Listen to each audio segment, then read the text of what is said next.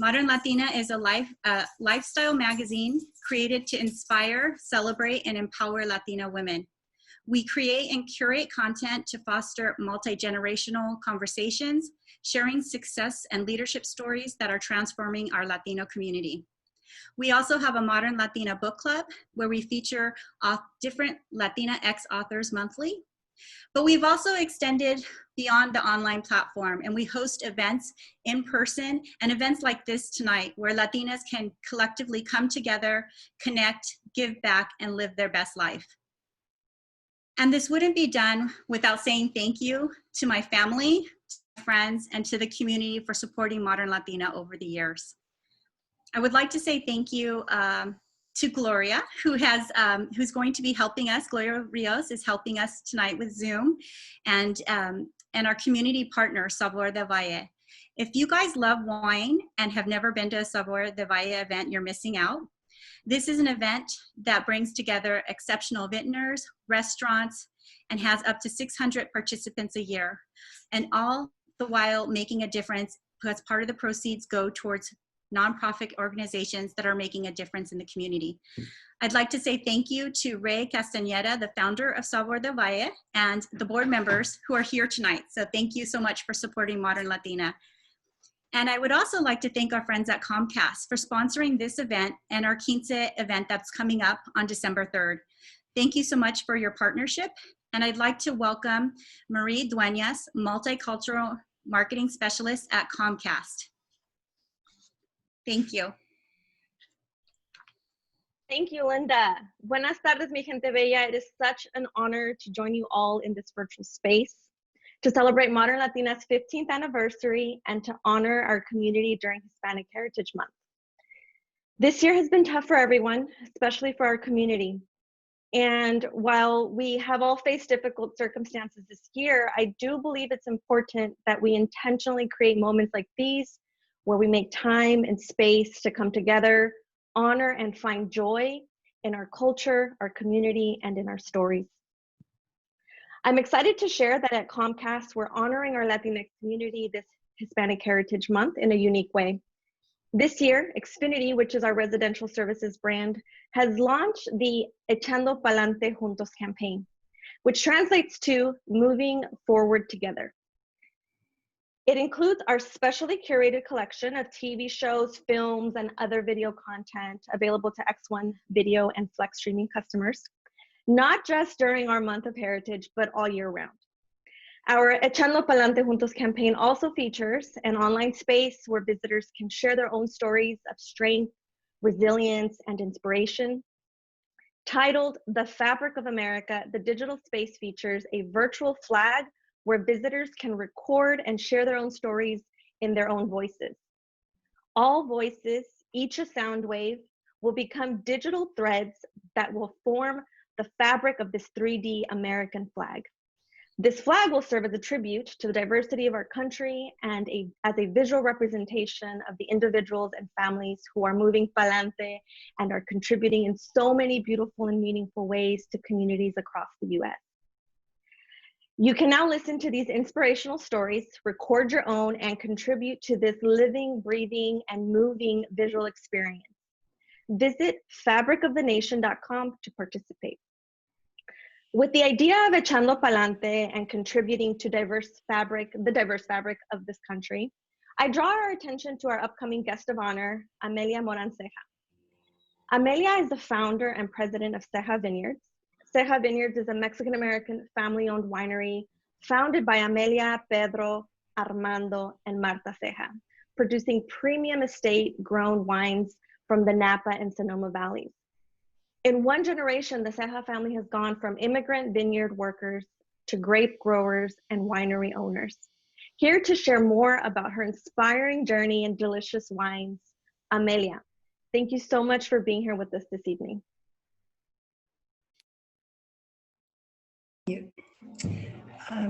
Marie, thank you so much for such a wonderful introduction, and I can't wait to actually record my story on the newest Xfinity platform, so I definitely will this week. And Linda, thank you so much for inviting me, and Sabor del Valle, Ray Castañeda, Comcast, and everyone who has been instrumental into bringing this live stream to putting it together. So I'm actually in my kitchen, which is where I love to be the most. And because I love to cook, and this is where our family gathers pretty much every day, just like in my little village in Mexico, in Las Flores, around my grandmother's home. So indeed, I'm going to briefly speak about my journey from Mexico to the Napa Valley. And it started in 1967 when my father, who had been living in the United States for around 15 years and had found Napa Valley when he finally was able to get his green card. The first thing he did was to apply so that my sister, my mother, and I could join him in the Napa Valley. I was born in Las Flores, this village in northern state of Jalisco, where there was no running water or electricity, but I never missed what I didn't have, and I would never trade my childhood for anything, because it made me who I am today, just a very strong, confident, and resilient person. So it took around 6 weeks to get our green card, and I had just finished 6th grade. So right before I started 7th grade, my father actually went to pick us up, and we crossed the border in Calexico on a bittersweet date now, September 11, 1967. And I arrived in Napa Valley that same evening. And my father was a vineyard foreman in Oakville, which Oakville is smack in the middle of Napa County. And so he had a huge crew working for him, picking grapes. So the very first weekend he invited me if I wanted to learn what he did, and I said, of course. So I joined with my mother and my sister were already working, but I joined them the very first weekend, and I fell in love. I fell in love with grape growing and tasting those perfectly ripened, succulent Merlot grapes. I was totally hooked. And I told my father that I was going to have a vineyard of my own someday. And he said, of course you will. And you have to understand, I had just arrived here and I didn't speak a word of English. But having that sort of like support, giving that type of support to children, it's very encouraging. So that very same fruitful weekend, I also met my future partners. And Armando, my husband's brother, Armando, my husband Pedro, who had just arrived here from Michoacan. And my husband Pedro and Armando share a last name with Ray. Their middle name, their mother's maiden name is Castañeda. It's a great name. It's a very powerful, wonderful name. So Pedro and I were 12, his brother Armando was 8. And they had the same feeling as I did, that they would eventually wanted to be engaged in this industry. But we had no idea how or when. And even as soon as we learned English, which I did, and they did as well, I mean, within 9 months, when I finished 7th grade, I ended up receiving all of the outstanding awards in all the subjects. And I had been here less than a year. And so we still elected to work alongside our parents. We could work somewhere else because we did speak English and through high school, but we didn't because we wanted to learn grape growing from every single angle and during the different seasons too. We wanted to understand it from the ground up because we really enjoy being out in the vineyards. So fast forward to 1980, Pedro and I were married, and we spent every weekend looking for properties in both Napa and Sonoma, and people thought we were crazy because we didn't have any money. But we had that ganas, that desire to own property and to plant a vineyard. And 3 years later, in 1983, we purchased our first property here in Carneros. It's where I'm at right now. But this house wasn't here then. There were just cows roaming, and there was no water in this area. There was a well, but not much else. And so we purchased this property in 1983. We were able to develop it in 86. Our first harvest was in 88. And we've been making wine since the very first harvest, although not for commercial purposes. But you can make a barrel, which translates to around between 23 and 25 cases of wine, but for yourself and for your friends. So we've been making wine since the very first harvest, although we didn't launch our brand until 2001.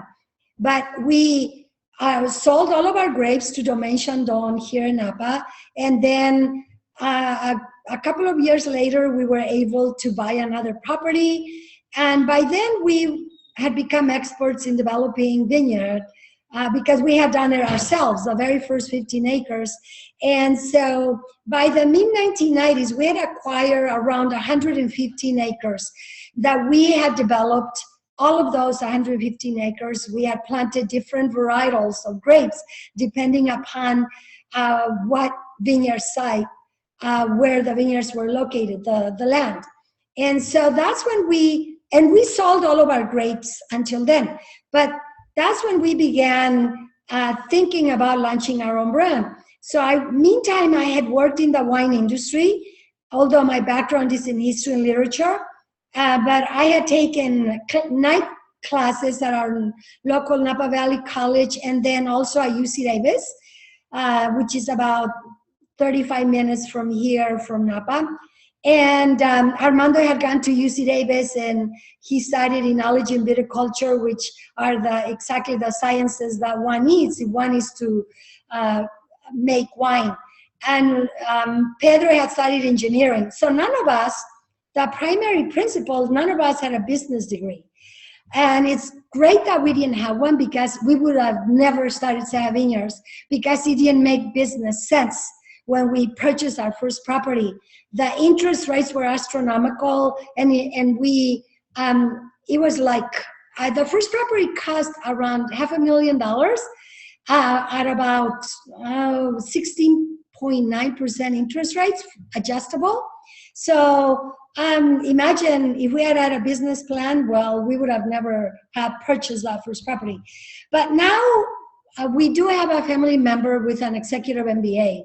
So we and the next generation that is ready in the pipeline to help us as well. Well, anyway, so I left my job in 1999 to start Ceja Vineyards, and I worked an entire summer writing the articles of incorporation, and in September of 1999, we founded Ceja Vineyards Inc., and my partner selected me president, and it's quite historical because I became the first Mexican-American woman ever elected president of a wine production company in the world, which it's wonderful because it paved the way for so many other immigrants, specifically Mexican-American immigrants, to also start their own brands. And because we, Mexican-Americans, we work in the vineyards, we work in the cellars, we are not in the wine industry. 97.9% of the workforce in the vineyards is Mexican. So but we don't own our own vineyards, and until then, and we don't have our own brands. Well, that changed all of that. And we decided we were going to launch a brand making wines that not only not only of the highest quality that can compete with the best in the world, because we understand grape growing more than anyone you will ever meet. And we also have the technical background with my brother-in-law from UC Davis. So, and I have extensive culinary training. So we decided, with all of this talent and all of this creativity in our family, we were going to build our brand our way. And so we were scheduled to release our wines in 2001, because by then we did have a business plan, in September 2001. And then the tragedy of 9/11 happened, which hence why it's a bittersweet date, because I crossed the border back in 1967 on that date as well. So but we were going to release 750 cases of 3 different varietals, and there are 12 bottles per case. So it sounds like a lot, but it's really a minuscule amount. So I basically hand sold this wine to a lot of our friends and a lot of our favorite restaurants and wine shops that we like to go. And so what happened is, because wine sales plummeted, especially for high-end Napa and Sonoma Valley wines.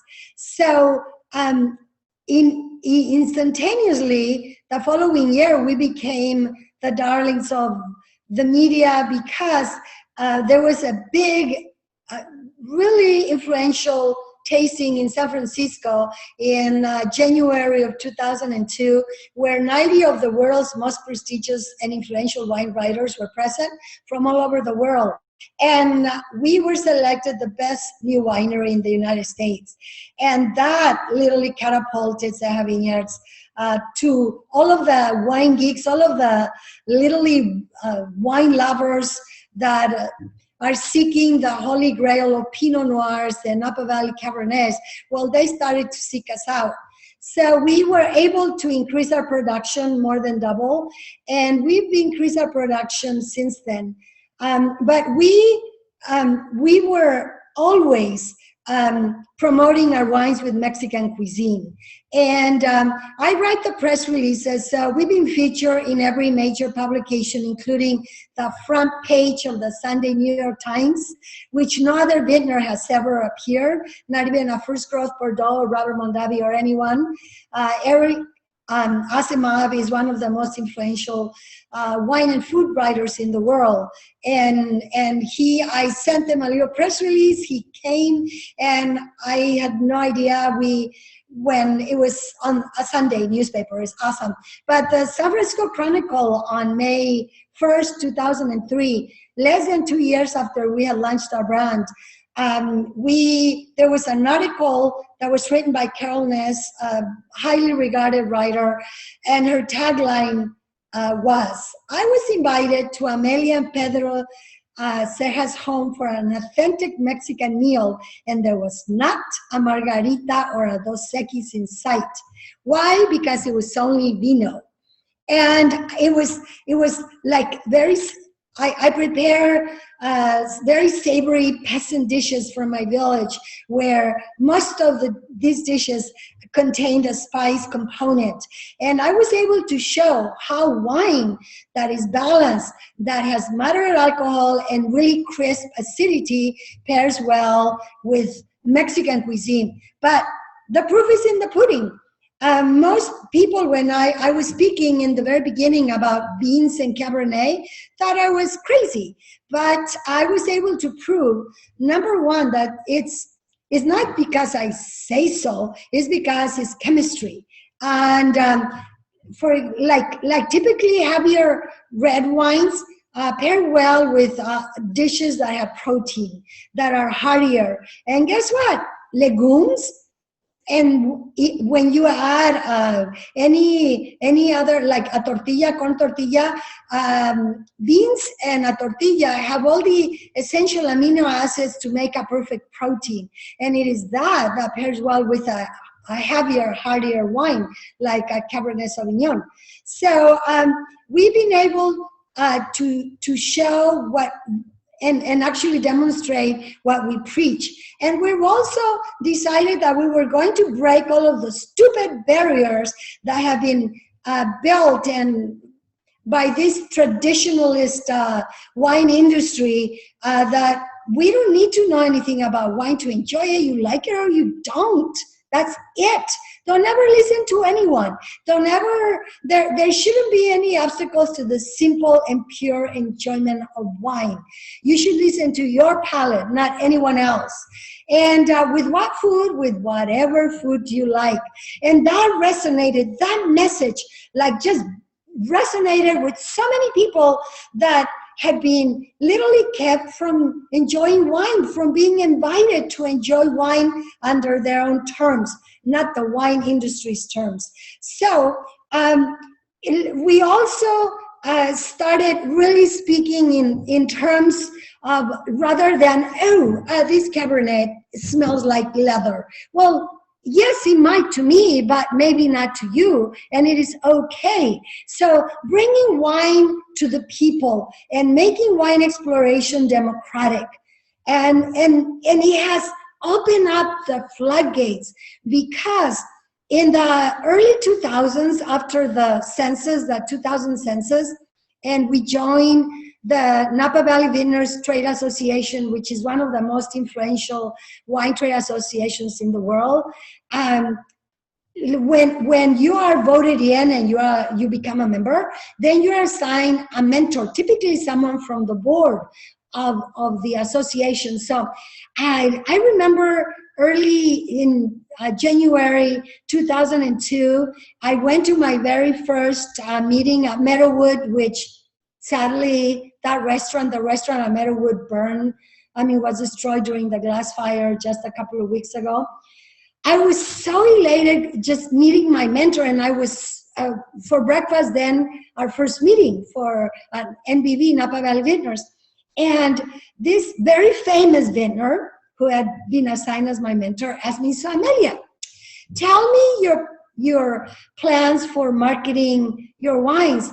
And I'm just going, I was so excited because I had just read that 2000, the statistics about the 2000 census. And I said, this is like, we have a country within a country that has never been invited to join to drink wine. Meaning the Hispanic population, that number like 38 plus million Hispanics in the 2000 census.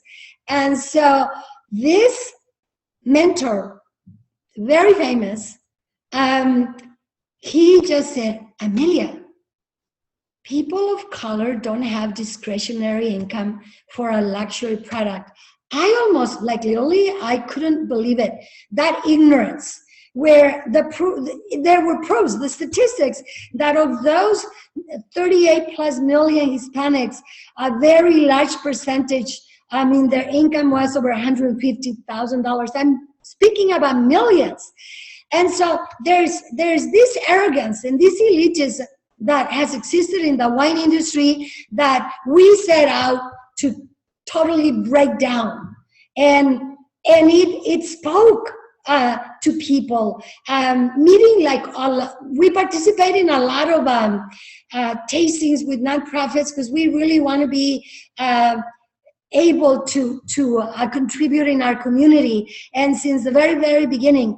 And I remember pouring in those very early years, in late 2001 and then in 2002 and on and on and on. And people would come up to me and they said, we are intimidated by the wine industry because often we might not know how to pronounce Gewürztraminer. And that just made me even more resolute to change that forever.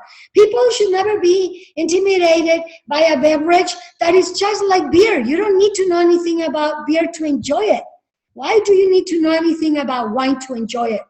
So that has been our message about making sure that wine can be appreciated without preparing an elaborate meal. Some of my favorite pairings are just like, I have an organic garden, even just fire roasted some tomatillos, tomatoes, all kinds of peppers, making a salsa and making totopos, chips, or just warming a corn tortilla for a snack and enjoying a glass of our beautiful Bella Flor Rosé, or a glass of our Vino de Casa, or a glass of Pinot, you see, or popcorn and Chardonnay. It's my ultimate favorite pairing. And what you see, you have to do nothing. You can even just get those, those little envelopes that you can just pop in the microwave. You see how easy it is to enjoy wine and find pleasure, enjoying the nectar of the gods, something that everyone should have access to. So that has been our mission from the get-go, but also to make sure that everyone that enjoys wine understands that without the Mexican labor force, we wouldn't be making these very famous wines in anywhere, nor we would have food on our table. It is thanks to the contribution to all of these highly skilled laborers that come here seeking a better life for their families and to contribute to their communities. It is thanks to them that often are voiceless, are invisible, because they are undocumented, that we are able to make these amazing wines. So we dedicated our brand to pay homage to all of those unsung heroes. And in Napa County, which there are about 43,000 acres planted to vineyards, and there are an average of around 800 vines planted per acre. So if you do that math, there are a lot of vines. Well, each vine is touched by a human hand a minimum of 3 times per year. And in the cellar, all of the workers, all of the workforce, it's to make these amazing wines. We are so totally dependent upon the Mexican labor force. So I am so delighted that you've invited me to celebrate Modern Latina's quinceañera, because it merits to be celebrated by a woman-owned winery like Ceja Vineyards Wines. I guess I can speak. My husband accuses me that I can speak for hours, and I can, but I know that there is a timeline, and I really want to make sure that I stick, because otherwise I could literally speak for about another 3 hours. So no, that's why it's very meaningful to me, because quinceañera is such a fantastic celebration for Latinx women, but it should also be for Latinx men and for businesses alike, because it is a milestone. So Modern Latina, what you provide and the platform that you provide, where so much can be shared, our culture, ideas. It's amazing. I definitely am ready to toast for Modern Latina's quinceañera right now with our Ceja Vineyards Bella Flor Rosé of 100% Syrah. So I just have to pour myself some. Yes. And actually, this makes for a good photo opportunity. So if you can just put yourself on and hold your glass up, and let's cheers to Amelia and her inspiring story. And thank you so much for being here to kick off our quinceañera celebration. Salud. Salud.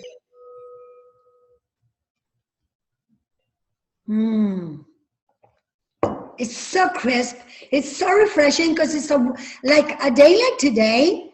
This is what's up. It's so refreshing. It's like a fresh cut strawberry. And this rosé, which it's called Bella Flor, in honor of, because a rose is a flower. And we were fortunate that we were able to trademark that name for an alcoholic beverage. Wasn't taken yet. So we have it, we own it. And I love rosé because it is not just for summer. I drink it all year long because it is the easiest wine to pair with anything you can possibly think of eating. Like, for example, if you are invited to a dinner party and you have no idea what the menu is, rosé, Pinot Noirs, and sparkling wine are the wines that you can always bring when you don't know what's being served.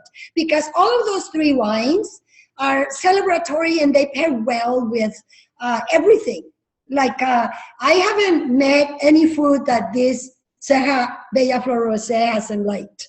And our first three bottlings were actually, because it was 750 cases, it was 250 cases of 1998 Merlot, 150 cases of 1998 Pinot Noir, and 350 cases of 1999 Chardonnay. So only three varietals, because we not only grow this like Syrah, which is how we make this rosé, but we also grow Pinot Noir, Cabernet Sauvignon, and Merlot in the red varietals. The white varietals that we grow are Sauvignon Blanc, Chardonnay, and Arnaz, which is a little-known Italian varietal that hails from northwestern Italy, from the Piemonte area. And eventually we will be making a single varietal Arnaz because it is really, really lovely. It makes a really beautiful, floral, very crisp white wine, very aromatic. So let me tell you how we make this rosé. I love it, and actually the wine that is produced the most in France is actually rosé, because in France this is consumed all day long. Like you go to a restaurant at lunch, and you can actually have a bottle, and it's lighter, it's crisp, and it's just so refreshing. So this rosé is produced from 100% Syrah grapes, and once the grapes are pressed, we actually allow the juice that is extracted from the grapes to be in contact with the skins, because the color in wine comes from the skin of the grape. So the thicker, darker the skin of the grape is, the darker and more complex the wine is going to be. So the Syrah has a thicker skin. So and we also make a Syrah, and it's actually, we use it as a blend too for our Vino de Casa that we're going to try next. So we allowing only the juice that is extracted from the Syrah grapes to be in contact with for only a couple of hours, the skins to be in contact with the juice. We only extract a little bit of color. Look how gorgeous. It's like a Garnet, sort of a darker, like salmon. It's just beautiful. It's perfect. So it doesn't have all the tannins that are also present in the skins and the seeds of the grapes. It just has the really nice body from a heavier grape that is the Syrah. And it is it's fermented in stainless steel, but it is placed just for a little time in neutral French oak, just to give it that really nice. You see the weight that it has on your palate or your tongue when you taste it. Well, I guess I have to try it. See how the viscosity? I love a little bit heavier rosé than the very, very, very light ones. This one is a little bit more complex, that will allow to be paired with so many more different foods. For example, let's see. Taco Tuesday Vino de Más this past Tuesday. Oh my gosh, did I forget what I did? Oh no. I did a cóctel de camarones. And cóctel de camarones, which you should go and check that recipe if you like cóctel de camarones, shrimp cocktail. That recipe is specifically from Puerto Vallarta style. I pair this, our Bella Flor Rosé, and our Pinot Noir with it. And it was, I mean, it just was perfect. And the broth in the cocktail de camarón, the shrimp broth was actually spicy because of how we prepared it, but it was like this, just cut through the spice component. It was like perfect. I mean, the very tender shrimp, it was just lovely. But you can also like, I love pretty much any like cheeses. I love enchiladas and this. I mean, pretty much any seafood, and this will be lovely. Salads and rosé. Oh my gosh, perfect as well. And by the way, if you have any questions too, and besides, then I would have to, maybe someone can, if you have any questions, you should type them, and then maybe Gloria could just read, like take a couple, and maybe she could ask them to me, because it's sort of hard for me if I'm speaking and also reading the questions at the same time. But I do see that there is, if you go to our cejavineyards.com website, there is a coupon that is going to be up for 3 days, and the coupon code is Modern Latina, just like your company, with an entire store will be 20% off. So it's a great time to stock up for the holidays and also for gifts. And but for Thanksgiving fare, this is a must, because turkey and rosé, oh, yummy. But of course, Pinot Noir is as well. Well, I'm not going to test this because I'm going to have it in a bit, but I have another glass, and I want to just share a couple of things about corks. And I have the 3 corks that we use for this wine, and you should, if you have them, you should feel how dense. See how dense they are. They're still like porous, but oxygen is exchanged very, very slowly over a long period of time. So we have not used any screw tops or synthetic corks or anything like that ever. And eventually, only for 2 of our wines, most likely the 2 that we are typically consumed or sooner than like the reds and like Chardonnay that needs to bottle age a little bit more. But we'll probably use screw tops, not synthetic, because we don't know if like chemicals get leached into the wine, so we will never use synthetic cork. But screw tops, yes, only on our rosé and our Sauvignon Blanc, probably in the next bottlings. But outside of those 2 wines, never. We'll only use this very, very expensive cork that is from Rich Ciberta, which is a company whose family has been in the cork industry in Portugal, and sustainably, I mean, they have these trees that are ancient and also grown and taken care sustainably. And we pay over $1 per cork for each bottle, just this cork. But guess what? It is so important to protect the content in the bottle after it's bottled.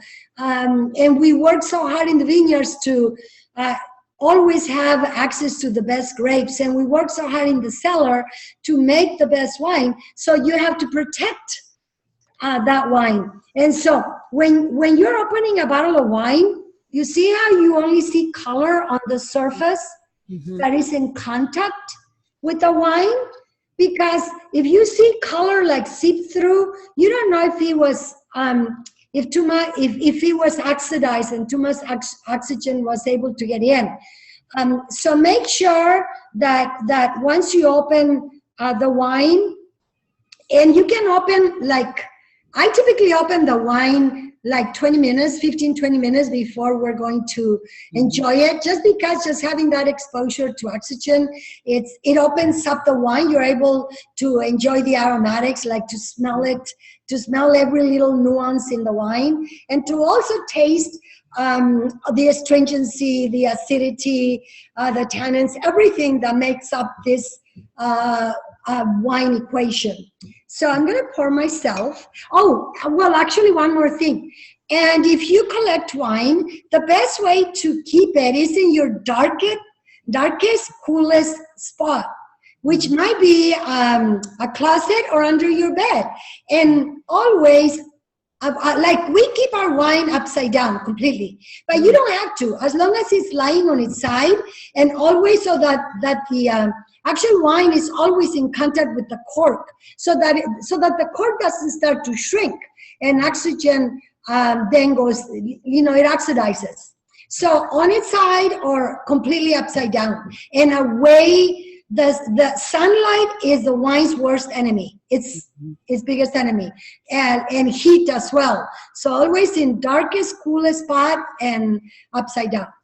Well, now, so this is what I love to do more than anything, because we aim to not just educate, but engage and entertain. So let's try the next Vino. Well, no. And also, when you're tasting more than one wine, let's say we were tasting white wine, I would have tasted the white wine first, because you go from lightest to heaviest wine. So in this case, being that we're tasting the Bella Flor Rosé, so it's the lightest of the Pinot Noir and the Vino de Casa. The next wine is the Pinot Noir, because the Vino de Casa, which means wine of the house, the blend component is Pinot Noir, Syrah, Merlot. So therefore, the skins were thickest, so it's going to be a heavier wine. So I'm going to taste that at the end. So here we go, and this is the Ceja Vineyards 2018 Napa Valley Carneros Pinot Noir. I'm biased. This is the best Pinot Noir on the planet. And our Pinot Noir and our Chardonnay, that both come from this vineyard. This is a very famous vineyard called Las Amigas. Were served at Barack Obama's first inauguration at one of the balls, and Dalia and I were present. So, and then afterwards, our Pinot Noir was served a number of times at the White House during President Barack Obama's presidency, and then Secretary of State Hillary Clinton also served both of those wines at some of her own events when she was Secretary of State, because she loves our Pinot Noir as well. So let's smell and taste. Oh. See, Pinot Noir is a delicate wine. It's if you are just being introduced to white wine, and you might tend to like wine more than red. Well, the first wine that you might enjoy first will be a lighter red varietal like Pinot Noir. And if you see that the color, well, if you were looking at this wine under a white piece of paper, which is what should typically happen, you want it to be brilliant. You want to be able to see the bottom of the glass, and you want brilliancy means that there's nothing floating. It's just crystal clear, and that the color is right to the varietal. So the color is perfect. It's not so deep, inky like a Cabernet or a Petit Verdot, a Petit Syrah or Merlot, but it'll be also, the body will be lighter, more medium, somewhere between Rosé and a Merlot. And this is so redolent of what a Carneros Pinot Noir should be.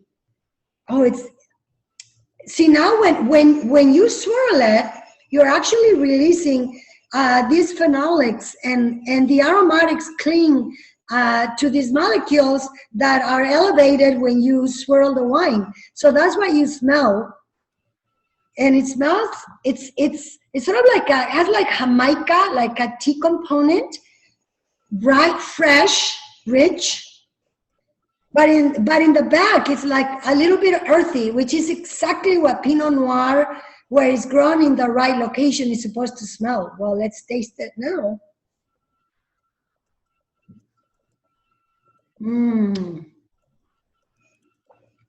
And swirl it across your entire palate, because you want every part of your tongue to make sure that that the wine touches every part of your tongue. It is so balanced. It's so bright. It's so fresh. It's saying, "Oh, I want a taco de birria, de chivo," like a goat birria taco that is from my village. Oh, that sounds so good right now, you guys. It's perfect. And Pinot Noir is also a wine that is one that will pair well with anything you can possibly think of enjoying. One of my favorite pairings with Pinot Noir, besides birria, is actually like a salmon ceviche. Oh, yum. And actually, this was also really great with the shrimp cocktail on Tuesday for different reasons than the rosé. It's just literally my go-to wine as well. It's just delicious. And this was brought here directly from the cellar, and our cellar is kept at around between 58 and 62 degrees. So I find that most white wine is served way too cold, and most red wine is served way too warm. So I like these rosés maybe 58 degrees, and this it's just 2 degrees warmer. It's around 60 degrees, and it's perfect because it's so warm today. You want it. You can, if you like. I like all my red wines slightly chill. So. Especially during the warm weather. So to do that, what you can do before you serve the wine, just pop it in the fridge for about 15 minutes, take it out, and it should be perfect between 60 and 62 degrees. So now we're gonna try, I know because the time is of essence. This is our Vino de Casa, wine of the house. And this is the 2016 vintage, and it's on this is from Petaluma Gap. So now we can use the Petaluma Gap AVA. It's Sonoma County, which has to have the name of the county, but then it's a smaller area within their Petaluma Gap, which we were allowed to use since it was approved by the Trade and Tax Bureau back around 2015. So we're so happy because the Sonoma Coast AVA, American Agricultural Area, is so large that we're able to, we applied, not just all of the growers around that area applied like it 10 years ago, and it took around 10 years to actually get it approved. So now within the Sonoma County AVA, it's even a smaller area within the Sonoma Coast too AVA. So this is a blend of a Pinot Noir, Merlot, and Syrah. And we lovingly have nicknamed this wine our breakfast, lunch, and dinner wine. Because, on a late Sunday morning, I love chilaquiles. I love huevos rancheros. But my favorite is menudo. And I don't drink like mimosas or Bloody Marys. If I'm gonna enjoy an alcoholic beverage before noon, wine. And it's typically one of these, or a glass of bubbles too. But forget the orange juice. I mean, why? That's extra calories. I'll just have the sparkling wine, but this is. Like I said earlier, the proof is in the pudding. It is fantastic with chilaquiles. And I know that one of our first Taco Tuesday Vino y Más that we shot probably somewhere around May, we did chilaquiles and we paired it with this. Oh my God. So if you love chilaquiles and you want to do my recipe, you should check it out. Plus it's also on our website under recipes. All of our Taco Tuesday Vino y Más recipes and pairings are online. So check that out. So in France, it's against the law to blend anything to Pinot Noir. But of course, the French break all they do. I mean, they break all those laws. Because I saw it with my own eyes in Burgundy. On those years where the grapes rarely mature, in the middle of the night, they bring truckloads from the Rhone Valley filled with Syrah to add to Pinot Noir. But they never tell you. But guess what? We do, because in the US, we can blend whatever we want. And why not? But see in the back, it tells you. Pinot Noir, Syrah, Merlot. Mm-hmm. And it's yummy. Mm-hmm. Oh, you don't need a reason to enjoy this, baby. It's so delicious, so yummy, so perfect. And it's also, this around 60 degrees. It's perfect. And let's taste it. I don't need a reason to have this all day. It's so yummy. It's so approachable. I mean, literally, anytime you're craving for your favorite snack, pop open a bottle of Vino de Casa because it'll make the snack taste better. So I know that we're just a little bit over, but I just want to say how we came about Taco Tuesday Vino y Más, because it's actually a great story. All of the non-essential businesses had to close in March 19 in Napa, because each county had its own. But we closed our very last day of our tasting room being open, a beautiful tasting room, which has been reopened, which you have to come and check out Fridays, Saturdays, and Sundays from 11 to 5 by appointment. And we do all the guideline protocols for COVID and et cetera, because we want to make sure that our team is safe and you are safe when you visit us. Well, this was our office. Dalia was sheltering in place my daughter, who has an executive MBA, and her husband, who works at Pinterest, and he also used to work at Twitter. And we had already been speaking about what we were going to do, because it literally cut 40% of our sales channel, because we are focused on selling direct to consumer through our wine club, which you should join because it's the best wine club. Eventually, when we can gather, we will continue hosting our amazing events that we do at our beautiful estate here, just about 1,000 feet from right here from my house. Mm-hmm. And always food and wine pairings, and it's just an amazing space. Anyway, so we knew we were going to do something with food, because we had launched our YouTube channel back in 2008, and it would have to be something around Mexican cuisine and wine. Mm-hmm. And just like two wineries by then had launched virtual tastings, but we didn't just want to do tastings. No, we knew everyone was going to do that. No, food and what best Mexican food, because I'm a chef and I'm passionate about Mexican cuisine and wine. So we were discussing what we were going to do, and it was March 31st, so 2 weeks after we closed our tasting room. And it was a Tuesday. So my son-in-law, Pinterest dude, he said, well, there's already a hashtag established, Taco Tuesday. People celebrate tacos. We all love tacos. Why not today? It was 2 o'clock in the afternoon.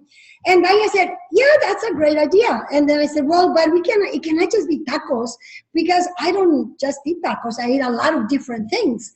And so I thought, but we could do Taco Tuesday, Vino, because we Spanglish, Vino y Más, and more. So it's not just tacos. We could also throw in like that, hence why we did Cóctel de Camarones. And then he said, Mommy, but let's polish it and let's do it next year. And I said, no.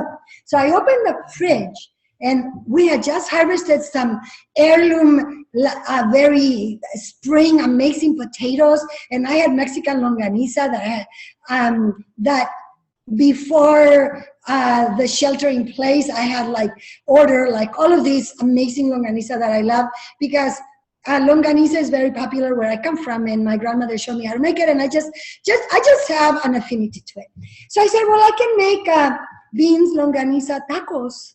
And so we started announcing it, I don't know, it's probably right before 3, that at 5 o'clock we were going to be live on Instagram, and for people to tune in for Ceja Vineyards' first live stream, Taco Tuesday Vino y Más.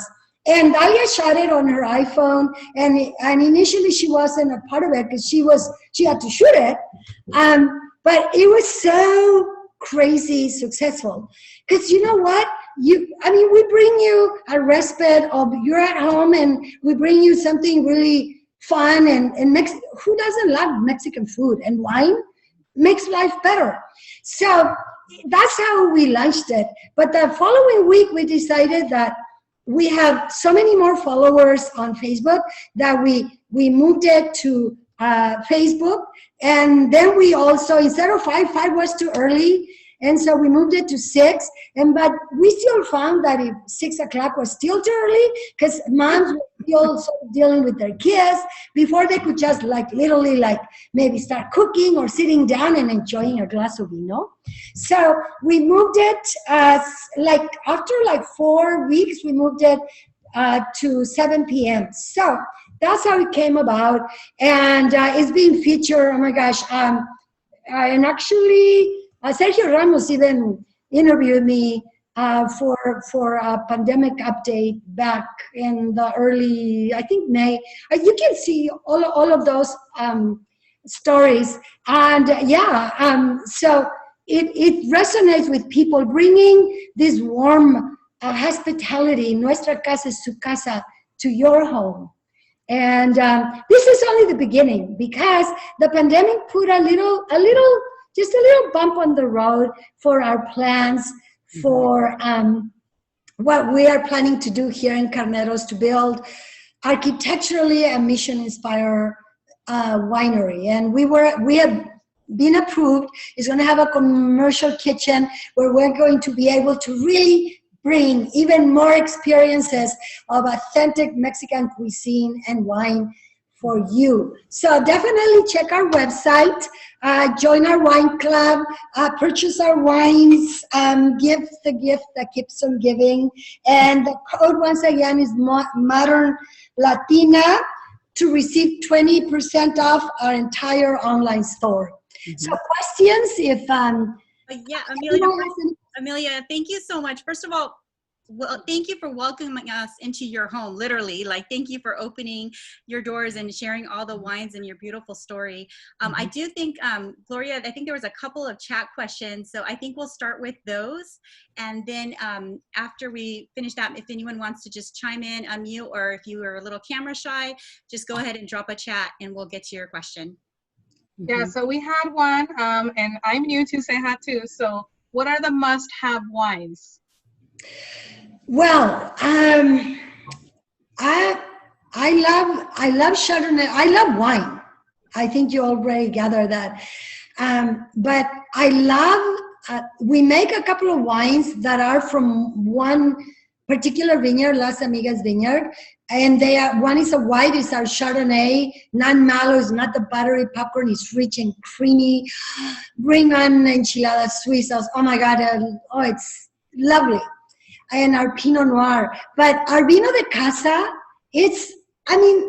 literally, I've never met anyone who doesn't love this wine. Literally, I've never in my entire life. But it's also one that is so easy to enjoy with lots of different food. But if you love Napa Valley Cab, well, we have that for you as well. Because we own 10 acres just south of the Stag's Leap ABA. And it's 100% Cab. We don't blend any other Bordeaux varietals, just 100% Napa Valley Cabernet, and it's so sexy and seductive. It's silky, smooth, and oh my gosh, with beans, un taco de frijoles con un poquito de queso fresco. Ay, Dios mío. But literally, you should take like a sample. Like, let's say you join our wine club. We will hopefully be able to soon, early next year, be able to continue hosting our quarterly pickup parties, where you actually, instead of us shipping the wine, you can actually join us on a Saturday or a Sunday, and you can pick up the wine here, and there's always amazing food and wine. So I would try, we make a late harvest one called Dulce Beso, as well as a port-like wine, both of them dessert. One is white, one is red, that are absolutely superb. We have people coming from Mexico, well, before the pandemic, and literally they would go back, because you can take 6 liters of wine, and a bottle is 750 milliliters, it's not even a liter, so you can take eight full bottles like this back to Mexico. So they would take in our Dulce Beso, Sweet Kiss, late harvest wine. It's in only in 375 ml bottles, so people can take a lot of those because they're the smaller bottles. Yeah, literally, you could order a sample. They're amazing wines. You can do it online and we ship them to you. Or we also have curbside pickup Monday through Thursday from 11 to 3 at our beautiful estate here in Napa and Carneros. Or our tasting room, Fridays, Saturdays, and Sundays from 11 to 5. And is shipping only in California, or do you ship nationwide? No, we ship nationwide except Utah and Mississippi because they're special.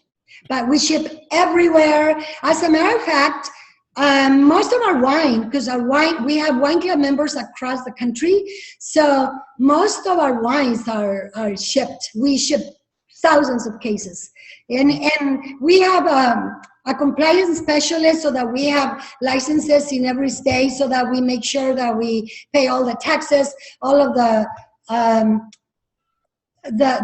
monthly or yearly licenses fees, etc. Because wine is special, and to sell alcohol wine across states is really hard. But yes, we do. And this is a personal question. I love dark chocolate. I get my favorite one from Casa de Chocolates. Oh! What is your suggested pairing for a dark chocolate?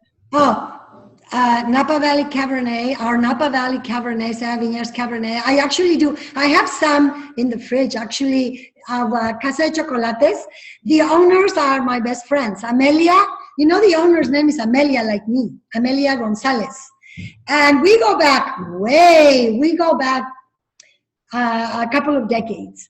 And once we build our Mission Inspired Winery here, we're going to be collaborating, because we used to have a tasting room in downtown Napa, but we lost our lease after the earthquake of 2014. Hence why we opened our tasting room in Sonoma, which is beautiful, and it's in the beautiful Carneros countryside. But we across the street was a chocolatier, and it's chocolate shop, and she used to make truffles for us using our wines. So we actually had a truffle and wine pairing from our truffles made specifically for us. So Amelia and I are going to collaborate, because we're going to have a commercial kitchen where we're going to be just like that, with a dining area, but not a restaurant, but just for educational purposes, to be able to offer like authentic Mexican bites, tiny little antojitos, because it's not a restaurant, we can't have a restaurant, but real authentic little taquitos, esos taquitos chiquititos. But chocolate and Cabernet, it'll literally almost bring tears to you. And our port, and of course our port Dulce Amor, which is called Dulce Amor, and chocolates, one of those rare perfect culinary marriages. Awesome. Well, it comes full circle for me. I met Linda actually when I used to work at Casa de Chocolates. And I met Linda when we came to do a Modern Latina event in San Jose, and it was Amelia and I. And then years later, Linda and I have re-met under the Latino Alumni Board for San Jose State. So this is really exciting from someone whose family also comes from Jalisco, and you know, your story really resonates with me. And so I'm super excited that I jumped on, and yeah, I can't wait to come and maybe pick up some curbside wine. Oh yes, and if you come on a weekend where our tasting room is open, from 11, Fridays, Saturdays, and Sundays from 11 to 5. And Amelia, well, now there are more, but there are not a lot of Amelias. I'm like the only one from like miles in my village. But to meet someone else who has that spirit, I absolutely adore Amelia of Casa de Chocolates and Sergio, and their children, the family. They're like awesome. So yes, and remember, cacao is native to Mexico. I just want to mention something else, because this is really, really important. So today I was actually on a webinar with the National Museum of American History in Washington, D.C., the Smithsonian, because we have an exhibit there. And today started the 6th celebration of food next to Julia Child's Kitchen, which is on the 1st floor of the National Museum of American History. And so I did one of the very first cooking demos there a couple of years ago, once the demonstration kitchen opened. And it was Danny Nierenberg, who I spoke about the history of food when I did my cooking demo. And today was Danny Nierenberg. She started Food Tank, and she's very worried because there is so much food insecurity, especially during the pandemic with our people of color. So I've been on virtual meetings literally all day today. So this is like so great. But I did my my cooking demo, I spoke about the history of so many ingredients that have shaped cuisines all over the world, including the one that most people have no idea is how Mexican ingredients have shaped Italian food. Without the corn, the maize, which is a grass that was domesticated in Mexico over 9,000 years ago, there wouldn't be polenta. Tomatoes from Mexico that were also domesticated less than 9,000 years ago. I mean, they wouldn't have, the Italian cuisine that we know it today would not exist without these Mexican ingredients that are native to Mexico. Cacao, these amazing chocolates will not exist, but not only that, like we literally, Mexican ingredients after the colonizers came to Mexico, and not just Mexico, because Peru also, you know, the potatoes and all of these amazing indigenous ingredients that were here before the Spaniards arrived, or any other Northern Europeans. Do you know that the lifespan of let's say during the Middle Ages, let's say people, if you lived to be 40 years, you were considered ancient. You know what changed that? It was all of these amazing ingredients that were brought back into Europe because they provided minerals that they were not getting through their diets because of all of these amazing ingredients that were appropriated from the Americas.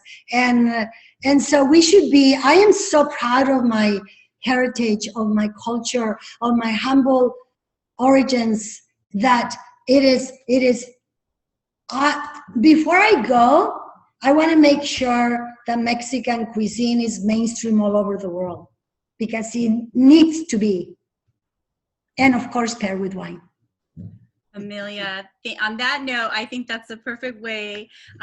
Christina just said that you need a Netflix show with all this food history, and we can, thank you. I just want to say thank you so much for sharing your opening your home and sharing your evening with us. And we have a big announcement. I thank you everyone for staying on. Our friends at Xfinity will be giving away a year membership, and Gloria has randomly picked the winner. So I'm gonna just do a little drum roll. Gloria, do you wanna go ahead and make that announcement? Our winner tonight is Lili Pinedo. Thank you. Wow, good job. Congratulations, well deserved, awesome. Is Lili Pinedo on? Can we see her? Yeah, Lili. Here. Thank you so much, everybody. We're always on Netflix, so my husband's listening right now, and he's all over what? Congratulations.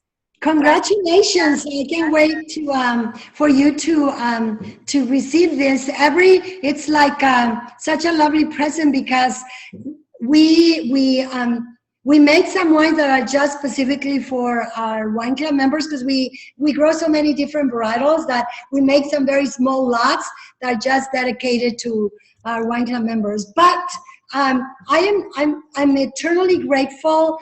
Thank you so much for inviting me, Linda, Gloria, Ray, Comcast, and everyone who attended this virtual event. Muchísimas gracias. Es un gran placer para mí. Les invito, I invite you to be our Goodwill Ambassador. Tell all your family and friends to support Ceja Vineyards, all these little producers that sadly many are not going to survive because you have to be like nimble and flexible to be able to do something to continue selling wine if you cannot be open or you can only have a limited amount of guests. So yes, small businesses rock our country. So support small businesses. Yes, and we are here. I think you just have a bunch. I think you just have some new fans that are going to be going out there making trips. I think there might be a Modern Latina road trip, hopefully soon. That would be awesome. And I just want to let everyone know, if you enjoyed this event, we have several other upcoming events. So please follow Modern Latina on our social media pages, Facebook, and also sign up for our e-newsletter so that you don't miss any updates. We have a lot of different events coming up. Some are family fun, Dia de los Muertos makeup coming up in 2 weeks. We have some professional development series. So please check out our webpage, and I hope you can join us for other events. Have a good night, everyone. Salud. Gracias. Good night. Bye-bye. Thank you, Linda. Thank you. It's so great seeing everyone. Gracias. Linda. Thank you, Amelia. Thank you. Bye, Grace. Gracias. Linda. Congratulations, Lily. Bye. Amelia, great to see you again. Gracias. I can't wait to see everyone in person, to toast to all of our health and that of our planet too. And vote. Don't forget to vote. I voted today. Yes. Yes. Yes. Yes. Thank you. Yes, gracias. Buenas noches. Buenas noches.